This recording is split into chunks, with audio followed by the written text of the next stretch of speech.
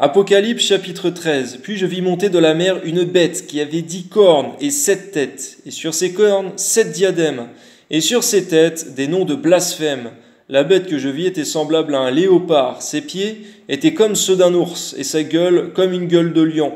Le dragon lui donna sa puissance et son trône, et une grande autorité, et je vis l'une de ses têtes comme blessée à mort, mais sa blessure mortelle fut guérie, et toute la terre était dans l'admiration derrière la bête. Et ils adorèrent le dragon, parce qu'il avait donné autorité à la bête, qui adorèrent la bête, en disant « Qui est semblable à la bête? Qui peut combattre contre elle ?» Et il lui fut donné une bouche qui proférait des paroles arrogantes et des blasphèmes.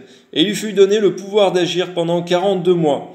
Et elle ouvrit sa bouche pour proférer des blasphèmes contre Dieu, pour blasphémer son nom et son tabernacle, et ceux qui habitent dans le ciel. Et il lui fut donné de faire la guerre aux saints, et de les vaincre. On voit, Seigneur, la période où l'Antéchrist, Seigneur mon Dieu, va faire la guerre aux enfants de Dieu, et mettre à mort un grand nombre d'entre eux. Et il lui fut donné autorité sur toute tribu, tout peuple, toute langue. On voit donc, Seigneur mon Dieu, et toute nation. On voit donc, Seigneur, que l'Antéchrist va régner sur terre pendant un certain temps, Seigneur mon Dieu, et va faire beaucoup de mal aux enfants de Dieu, des persécutions mortelles, et à mener son règne sur terre, et tu le permettras, Seigneur, afin qu'il y ait un tri, une séparation qui se fasse entre les enfants de Dieu et les enfants du malin. Amen. Et tous les habitants de la terre l'adoreront, ceux dont le nom n'a pas été écrit dès la fondation du monde dans le livre de vie de l'agneau qui a été immolé. On voit, Seigneur, que tous ceux qui n'ont pas le salut en Jésus-Christ dans leur vie, ils adoreront la bête, sans exception. On voit, Seigneur, qu'il n'y aura pas d'exception, Seigneur. Il n'y a que ceux qui sont en Jésus-Christ qui échapperont à cette adoration. Et même certains, malheureusement, Seigneur mon Dieu, renieront la foi en Christ afin d'adorer la bête, c'est-à-dire l'apostasie. Je te prie que tu gardes, Seigneur mon Dieu, tous tes enfants sincères en Christ, en dehors de tout compromis. Car on voit que ceux qui adoreront la bête, ils seront coupables devant ta face, Seigneur mon Dieu, et seront sujets à une condamnation éternelle. Car ils auront aussi la marque de la bête sur eux, après avoir adoré l'Antéchrist. Amen. Si quelqu'un a des oreilles, qu'il entende. Si quelqu'un mène en captivité, il ira en captivité. Si quelqu'un tue par l'épée, il faut qu'il soit tué par l'épée. On voit donc, Seigneur, que lorsqu'il y aura cette persécution, il ne s'agira pas de combattre par l'épée ou de mener à la captivité. Amen. C'est ici la persévérance et la foi des saints. Puis, je vis monter de la terre une autre bête qui avait 2 cornes semblables à celles d'un agneau et qui parlait comme un dragon. On voit, Seigneur mon Dieu, que l'Antéchrist, il parlera d'une manière noble, comme s'il était peut-être presque un enfant de Dieu. Mais on voit, Seigneur mon Dieu, que malgré l'apparence qu'il pourra se donner, Seigneur mon Dieu, il parlera comme un dragon pour avoir sa manière de parler également. De quel camp il vient?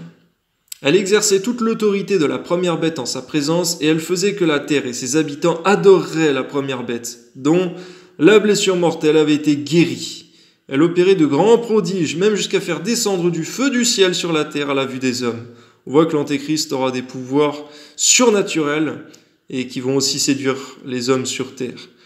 Donne-nous de comprendre, Seigneur, que lorsque tu le permets, le diable aussi peut faire des miracles, comme les magiciens en ont fait à l'époque de Pharaon. Amen.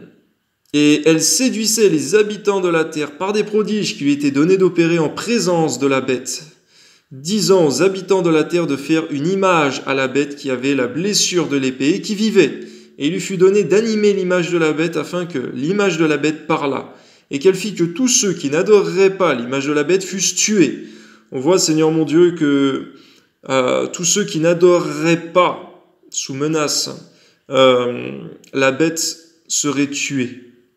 On voit donc, Seigneur mon Dieu, qu'il faut préférer haïr sa propre vie en Jésus-Christ, haïr sa propre vie plutôt que d'accepter le compromis et perdre son éternité.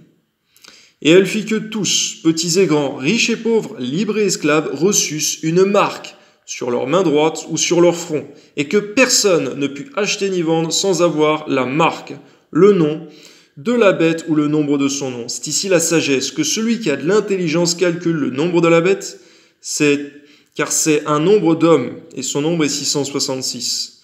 On voit donc, Seigneur, que tous ceux qui vont adorer la bête, eh bien, ils recevront, Seigneur mon Dieu, une marque, cette marque, Seigneur mon Dieu, de 666, la marque de la bête. Et on voit, Seigneur mon Dieu, que ceux qui n'auront pas la marque de la bête lorsqu'elle sera imposée, ils ne pourront plus acheter ni vendre sans avoir cette marque. Je te prie au nom de Jésus, Seigneur, que tu gardes tous tes enfants sincères, Seigneur mon Dieu, au jour où cela arrivera, de toute adoration, de céder à ce compromis, afin de préférer plutôt de garder son éternité en Jésus-Christ. Amen.